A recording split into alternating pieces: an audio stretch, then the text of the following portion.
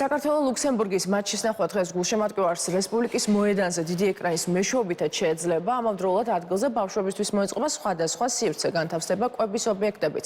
საქართველოს ლუქსემბურგის მატჩთან დაკავშირებით 22 მარტის დილის 7 საათამდე პირველი რესპუბლიკის მოედანზე ავტომობილების გადაადგილება დროებით იქნება შეზღუდული.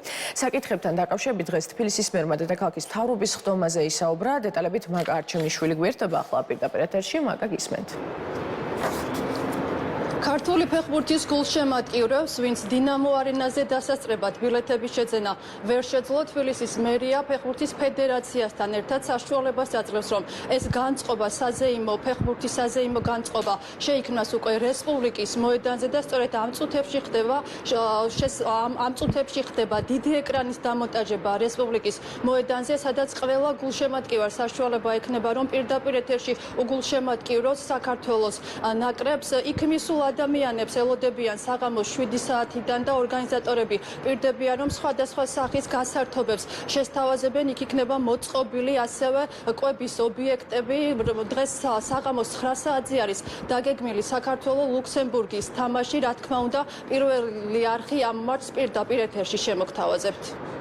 ვიცი, ძალიან ბევრი ადამიანი არის გულდაწყვეტილი იმით, რომ ვერ შეძლო თამაშზე დასასწრებად ბილეთის ყიდვა, ტევადობიდან და რაოდენობიდან გამომდინარე, მხოლოდ რაღაც კატეგორიას, ანუ რაღაც რაოდენობა შეუძლია დაესწროს თამაშს სტადიონის ტევადობიდან გამომდინარე. შესაბამისად, ბევრი გულდაწყვეტილი გულშემატკივარი დაგვრჩა, ბევრი გულდაწყვეტილი პატარა დაგვრჩა.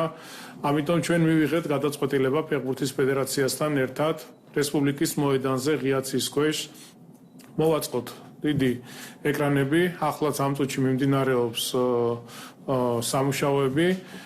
გარდა ამისა მოეწყობა ფანზონები, ბავშვებისთვის იქნება გამართული შესაბამისი ღონისძიებები და ჩვენს ბიჭებს წარმატებები უსურვო, გამარჯვებები უსურვო.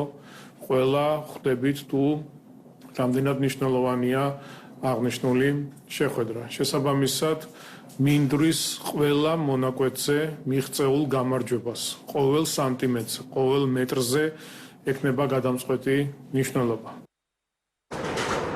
ლუქსემბურგის საქართველოს მატჩის პირდაპირ ტრანსლირების გამო გარკვეული შეზღუდვები იქნება ავტოტრანსპორტისთვის. მთლიანად იქნება გადაკეტილი რესპუბლიკის მოედანი და ასევე შეზღუდვა გავრცელდება კოსტევას ქუჩის დასაწყისამდე.